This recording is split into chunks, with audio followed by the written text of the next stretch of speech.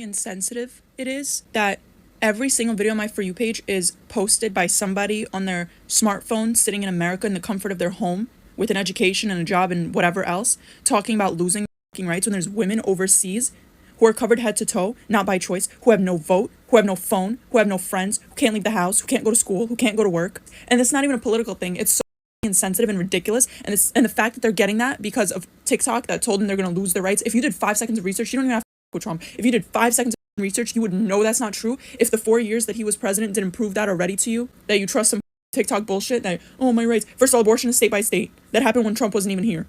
Okay? Nothing to do with president. Even if Kamala walked into the office today as president, nothing would change because it's nothing to do with them, regardless of the brainwash that you've been hearing. If you did 3 seconds of genuine research, but that's not even the point. Don't even get me started on the actual political side of this. Shut the up about losing your rights simply because it's the most insensitive and ridiculous thing that somebody could be posting. You're sitting crying in your car on your way to work about losing rights when women like that are living overseas and actually suffering because it's an actual reality for them. And you're talking about you care about women.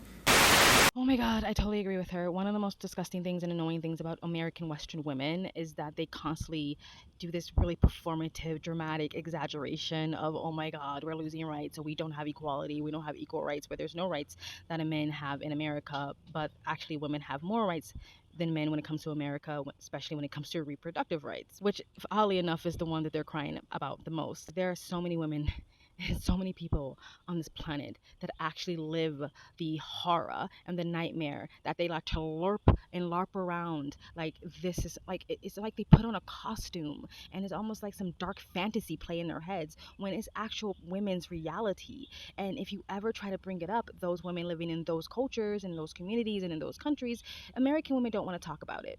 Western women shut the conversation down. It's not only sad, it's just kind of pathetic.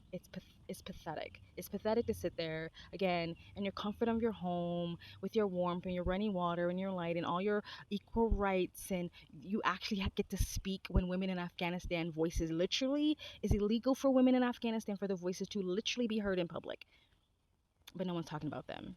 And I get it, out of sight, out of mind, but please stop the bullshit. It's so disgusting. Crying on the internet, cutting your hair like a bunch of fucking babies. Like, grow the fuck up. Crying, oh, it's gonna be the Handmaid's Tale. When you want to have the conversation about the women who are actually living through that, they don't want to talk about it, but they want to cry their liberal tears. Like some sick, weird type of role play or something like that. It's like, I guess when you don't actually know the horror of real oppression, it's easy to pretend that you're actually that oppressed.